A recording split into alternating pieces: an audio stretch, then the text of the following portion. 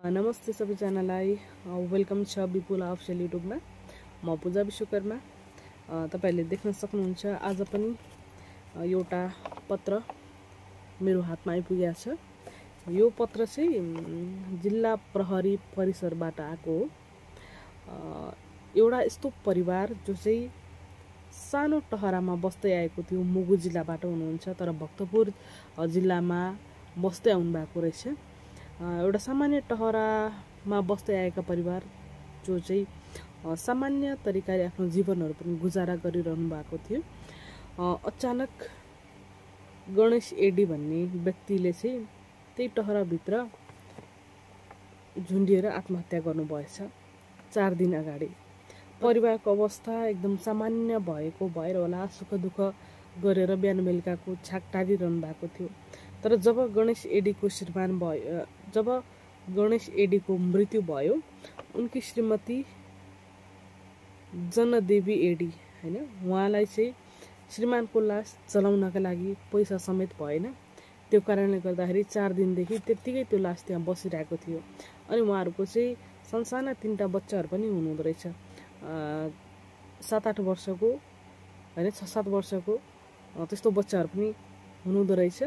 अनि श्रीमानको लास जलाउनका लागि पैसा नभइसकेपछि उहाँले चाहिँ हामीलाई फोन गर्नुभयो अनि प्रहरीले पत्र बनाइदिनु भयो। आज पशुपतिमा म गएको थिएँ हैन, विनय सर कामले भ्याली बाहिर जानु भएको छ। अनि त्यहाँ पुग्दाखेरि मेरो आँखाबाट एकदम आँसु पनि आयो के, किनभने दैनिकी यस्ता धेरै व्यक्तिहरू हुनुहुन्छ जसले चाहिँ आर्थिक अवस्था कमजोर भएकै कारणले गर्दाखेरि आफ्नो परिवारको त्यो लासलाई चाहिँ जलाउन सक्नुहुन्न क्या। अनि त्यो लासहरू पछि गएर बेवारिसे बन्छन्। त्यो परिवारले हामीलाई कन्ट्याक्ट गरिसकेपछि म गएँ अनि त्यहाँ लाग्ने सम्पूर्ण खर्चहरू हाम्रो संस्थाको तर्फबाट हामीले बेहोर्यौँ हैन, दिएँ। अनि सानसानो बच्चाहरूको एकदम धेरै माया लाग्यो, त्यो दिदीको पनि एकदम धेरै माया लाग्यो। आफन्तहरू खासै हुनुहुन्न रहेछ हैन। अनि जति खर्च लाग्छ हामी गर्छौँ भनेर हामी त्यहाँ पुगिसकेपछि उहाँहरू पनि रुनु भयो हामीलाई देखेर हैन। अनि म आफूलाई पनि कस्तो मजा लाग्यो के, एउटा बाँचुन्जेल त मान्छे जसरी पनि सुख दुःख गरेर बाँचिरहेकै हुन्छ हैन। एक छाक खाना खानको लागि जति मेहनत गरे पनि खाएर बाँचिरहेको हुन्छ। जब मृत्यु पश्चात हैन मरेको मान्छेको लास जलाउन नपाउँदाखेरि अप्ठ्यारा पलहरू एकदम गाह्रो हुन्छ क्या। त्यो अवस्थामा कसलाई भन्नु हैन, कहाँ जानु, कसरी गर्नु, त्यो हतिपति कसैले बुझ्दा पनि बुझ्दैन हैन। अनि त्यो कुराहरू चाहिँ मलाई सुनाउनु भयो क्या उहाँहरूले। यस्तो नमजा लाग्यो मलाई साँच्चीकै। त्यस्तो अवस्था कसैको नआउँछ हैन। कतिपय व्यक्तिहरूले चाहिँ त्यस्तै अवस्था आइसकेपछि आफ्नो परिवारलाई चाहिँ छोडिदिनुहुन्छ अनि त्यो शवहरू चाहिँ बेवारिसे बन्न पुग्छ हैन। कतिपय आफन्त हुँदाखेरि पनि मान्छेहरू सम्पर्कमा नआइदिने, लुकिदिने, छोडेर जाने, यी आर्थिक अवस्था कमजोर भएका कारणले गर्दाखेरि मृत भएका व्यक्तिहरूलाई चाहिँ बेवारिसे घोषणा गर्न पनि पुग्छ क्या, त्यो बाध्यता हुन्छ हैन। तर आज त्यो दिदीले एकदम हौसलाका साथ, आँटका साथ जसरी हामीलाई खोजेर सम्पर्क गर्नुभयो, एउटा श्रीमानको लास जलाइदिनु पर्यो, जलाउनका लागि मद्दत गर्नु पर्यो भनेर हेल्प माग्नुभयो, एकदम खुसी पनि लाग्यो। त्यस्तै परिवार सबैको हुन जरुरी छ जस्तो लाग्छ मलाई। हुन त कतिपय व्यक्तिहरू अब परिवारकै कारण भनौँ, कतिपय व्यक्तिहरू आफ्नै कारणले, आफ्नै लतका कारणले पनि सडकमा पुग्नुहुन्छ क्या, सडकमै बस्नुहुन्छ, सडकमै रमाउनुहुन्छ हैन। परिवार खोज्न आए तापनि हैन, परिवार लिन आए तापनि जानुहुन्न, त्यो हिसाबले पनि बेवारिसे बन्न पुग्नुहुन्छ हैन। तर यस्ता धेरै घटनाहरू हुन्छन्। कतिपय घटनाहरूको बारेमा हामी बोल्छौँ, कतिपय घटनाहरूको बारेमा हामी बोल्दैनौँ हैन। एउटा परिवारको स्वीकृति भयो भने हामीले भन्छौँ, कुराहरू सेयर गर्छौँ हैन। दैनिकी आर्थिक अवस्था कमजोर भएर जल्न नसकेका लासहरू पनि धेरै हुन्छन् जसलाई हामीले मद्दत गर्छौँ, आफूले सकेको हेल्प गर्छौँ हैन। कतिपय अवस्थामा हामीले पैसा तिर्छौँ, कतिपय अवस्थामा हामीसँग हुँदैन, हामीले बाँकी राखेर पनि गरिदिन्छौँ हैन। आजको लास चलाउनका लागि पनि एकदम धेरै अप्ठ्यारो भइरहेको थियो, किनभने योभन्दा 1-2 दिन अगाडि हामीले पशुपतिमा 9वटा ठुलो व्यक्तिको लास र 6वटा साना व्यक्तिको लास पनि जलाएका थियौँ। त्यो हिसाबले हामीसँग आर्थिक अलिकति कमजोर पनि भयो। तर आज 81 फोन आउँदाखेरि हामीले नाइ पनि भन्न सकेनौँ, किनभने हामीलाई त्यति धेरै भर र विश्वास गर्नुहुन्छ हैन। हामीलाई भन्यो भने हामीले गरिदिन्छौँ जस्तो पनि महसुस हुने रहेछ। आजको लागि पैसा थिएन मसँग पनि हैन। फोन आइसकेपछि म जानुपर्छ भन्ने हिसाबले पशुपति क्षेत्रसम्म गएँ। अनि अब के गर्ने होला उनीहरूलाई नाइ भन्न पनि सकिनँ, हुँदैन भन्न पनि सकिनँ त्यो परिवारको अवस्था देखेर होइन। अनि एकजना दिदीले मसँग कुरा गरिरहनु भएको थियो क्या, अनि उहाँले चाहिँ तपाईँको संस्थालाई हामी के गर्न चाहन्छौँ भनेर पनि भन्नुभएको थियो। अनि ठ्याक्कै उहाँलाई सम्झिए, उहाँले चाहिँ मलाई त्यो लास चलाउनको लागि मद्दत पनि गर्नुभयो, एकदम धेरै खुसी लाग्यो होइन। अनि एक वचनमा त्यो हेल्प पाउँदाखेरि म साँच्चीकै एकदम धेरै खुसी भयो क्या, किनभने आजसम्म हामीले जे जस्तो काम गरिरहेका छौँ होइन, त्यो कामको आधारले, त्यो कामको कारणले मान्छेले हामीलाई विश्वास पनि गर्नुहुँदो रहेछ होइन। आज हामीले कमाएको त्यति मात्रै हो कि त्यही ठुलो कुरो। कसैलाई एक वचनमा हामीले कसैलाई के भन्छौँ भनेदेखि नाइ भन्नुहुन्न क्या उहाँहरूले। एउटा राम्रो कामको लागि हामी पछाडि छौँ, तपाईँहरू गर्नु, तपाईँहरूलाई हामी मद्दत गर्छौँ भन्ने खालको व्यक्ति अरू पनि हुनुहुन्छ पनि होइन। अनि एकदम धेरै खुसी पनि लाग्यो। अहिले जे गरिरहेछौँ, जस्तो कामलाई हामीले अँगाल्यौँ होइन, जुन कर्ममा हामी लागिरहेका छौँ, साँच्चीकै त्यो एकदम राम्रो र पुण्यको रहेछ भन्ने खालको महसुस पनि भयो। किनभने हाम्रो एक वचनले गर्दाखेरि आज गणेश एडीको लास चाहिँ जल्न सफल पनि भयो होइन। त्यो आत्माले पक्कै पनि शान्ति पाउँछ होइन। हुन त उहाँ बेवारिसी होइन, तर आर्थिक अवस्था निकै कमजोर, परिवारभित्रका कुराहरू छन् होला, त्यो कुराहरू अब हामीलाई पनि खासै थाहा छैन। अब दुःखद घडीमा हामीले सोध्ने कुरा पनि हुँदैन। जसरी उहाँ एउटा आफ्नै सानो टहराभित्र झुन्डिनु भएछ, झुन्डिएर उहाँको मृत्यु भएछ होइन।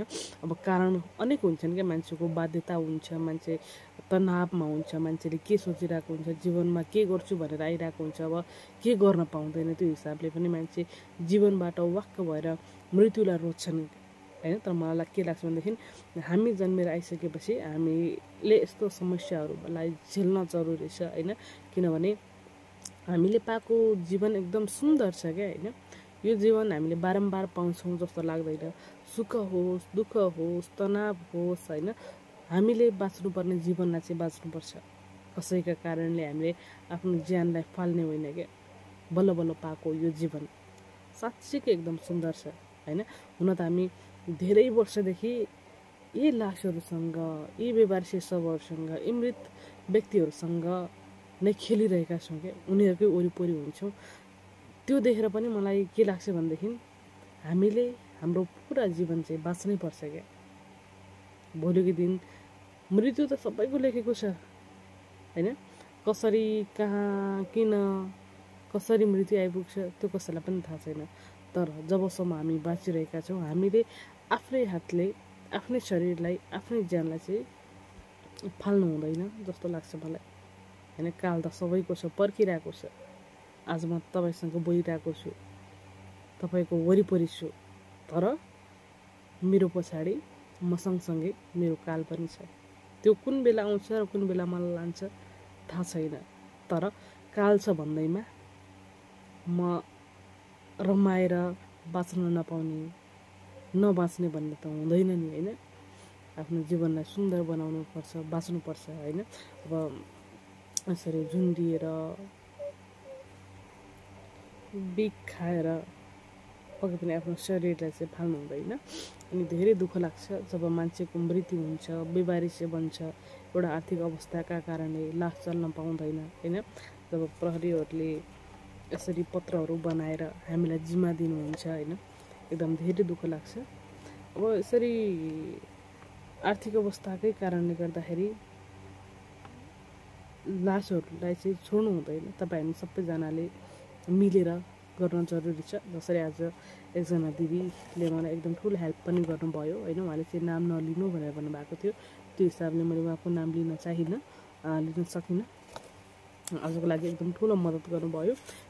तपाईँ हामी सबैजना मिलेर होइन यसरी बेवारिसी, आर्थिक अवस्था कमजोर भएका सबहरूलाई चाहिँ अन्तिम दाह संस्कार गर्नका लागि जुट्नुपर्छ जस्तो लाग्छ। मैले अघि पनि भनेको थिएँ, किनभने हामीले भोलिको दिनलाई देखेका छैनौँ। भोलिको दिन जस्तो सुकै पनि आउन सक्छ। हामीले धेरै धनी व्यक्तिहरू जो चाहिँ अन्तिम अवस्थामा सडकको बास र त्यसपछि मृत्यु भएका व्यक्तिहरूलाई पनि पशुपति आर्यघाटमा लगेका छौँ। र पशुपति आर्यघाटसम्म लगिसकेपछि आफन्तहरू आएका घटनाहरू पनि धेरै छन्। सम्पर्कमा आएको व्यक्तिहरू पनि धेरै हुनुहुन्छ र उहाँको परिवारहरू एकदम धनी भएको। त्यही भएर मान्छेले आज मसँग धन छ, मसँग सबै चिज छ भनेर कहिले पनि घमण्ड गर्नु हुँदैन। भोलिको दिनलाई मनन गर्न चाहिँ जरुरी छ। भोलिको दिनमा मेरो पनि त्यस्तै मृत्यु भयो भने कमसेकम मान्छेले ओहो यो व्यक्ति है, यो व्यक्तिलाई चाहिँ हामीले गर्नुपर्छ भनेर जन्मियोस्। त्यसको लागि हामीले आजैबाट पुण्य कमाउन चाहिँ जरुरी छ। हाम्रो अवस्था जस्तो सुकै होस् होइन, हामी मलाई लाग्छ यो धार्मिक बाटोबाट चाहिँ पछाडि जानु हुँदैन। आजको यो लास्ट मैले फेरि पनि भने एडी जातको हुनुहुन्छ क्या, कतिपयले चाहिँ मलाई जातको कुरा गर्नुहुन्छ। म विश्वकर्मा हुँ होइन। अस्ति अस्ति पनि मैले त्यो लास्ट सद्गत गरेको भिडियोहरू हाल्दाखेरि मान्छेले चाहिँ विश्वकर्मा समुदायको अब यसले दागवती दियो भने, पानी दियो भने स्वर्गमा जान्छ कि जाँदैन, सिधै नर्कमा जान्छ होला भन्ने कमेन्ट पनि आएको थियो क्या। मानिलिउँ